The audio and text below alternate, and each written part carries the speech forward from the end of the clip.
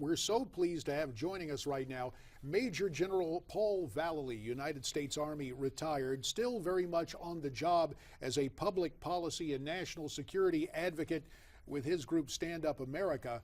And Paul, we have to talk about this. Lindsey Graham is saying the email is, quote, the smoking gun.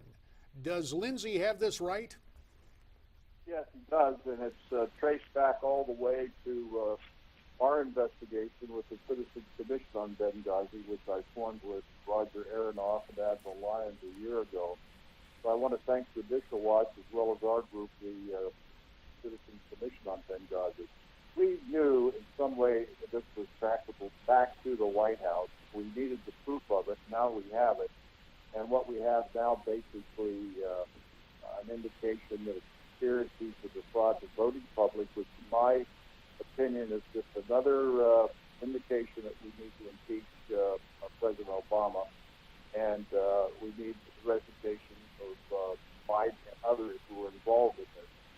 Well, Paul, you speak of the impeachment of President Obama, but right now it's worth noting that so far the House of Representatives Speaker Boehner refuses to set up a select committee to really take a look at what happened in Benghazi. Shouldn't Boehner at least have this select committee first, or do you believe this is such an egregious act that now is the time to impeach another American president? I think it's up to Boehner to move to do the select committee. He has over 189 signatories in the House of Representatives to do this. He refuses to do it. I spoke with Pete Hofstra yesterday. He agrees Boehner should either resign and we could put somebody of responsibility in as the House of Representatives that can do their job. Boehner is no longer doing the job. Yes, so the answer to the question, that has to come first. That certainly adds to a conspiracy in the White House, which to me is an impeachable offense. Paul Vallely, if our commander-in-chief today was named George W. Bush instead of Barack Obama, how do you think the dominant media culture would be reacting to this email? Well, they would be asking for his resignation for sure. And we know now that the White House aide, Ben Rhodes, is, if I'm not mistaken, the brother of the head of CBS News. Do you believe there is collusion on the part of the dominant media culture to prop up the Obama administration? Do you believe the alphabet networks and perhaps even other cable outlets decided to join together in a conspiracy or cover-up just, what was that, 6 weeks prior to the November presidential election back in 2012? Well, there's no doubt about the collusion there. There's no doubt about what Cheryl Atkinson has come out and said as she has left, ABC? From that standpoint, there is collusion with ABC, CBS, NBC, MSNBC, that they all need to be taken to task for collusion with the cover-up of the American. How can you lie to the American people, put politics before the truth? That, to me, is an offense that is reckoned with by the Americans, by the House of Representatives and our Senate, and put America first before you put yourself up as a Republican or Democrat. That's what we need to do. Now, as you are speaking, General Vallely, we have a freeze frame. Susan Rice on 5, count 'em, 5 Sunday shows following the massacre, the attack in Benghazi. Should Susan Rice have any position anywhere in our federal government today? No, because she has lied on television when she said that there was no cover-up. Basically, that what happened the way that she understood the situation back when otherwise.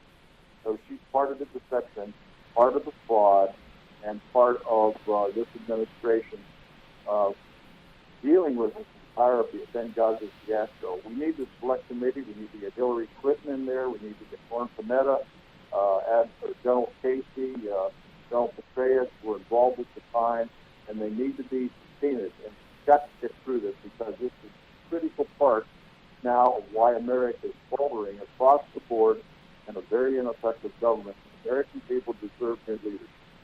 General Vallely, earlier you used the I word, having been involved in an impeachment of a president. I can tell you that, yes, it is both a legal matter and a political matter. Now, you are the chairman of a group called Stand Up America.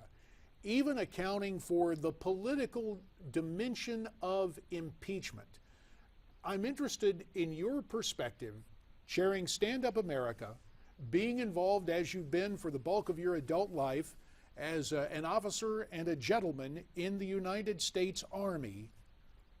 What is our posture internationally? What does this say to our allies and those who may wish us ill in terms of our national security? So I just returned from Cairo, Egypt, with a delegation with Judge Janine Pirro and Herb London from the Hudson Institute. We met with Field Marshal Al-Sisi, who is the presidential candidate over there. We met with the ministers of defense, intelligence, foreign affairs, tourism. And I can tell you, Egypt, one of our finest allies and very fine people, stated to me they can't believe the lack of leadership in the United States and the fact that they turned on our leadership supported the Muslim Brotherhood over the democratic process that they wanted to ensure that put Egypt back on track rather than going the Muslim Brotherhood route. They were right to do that.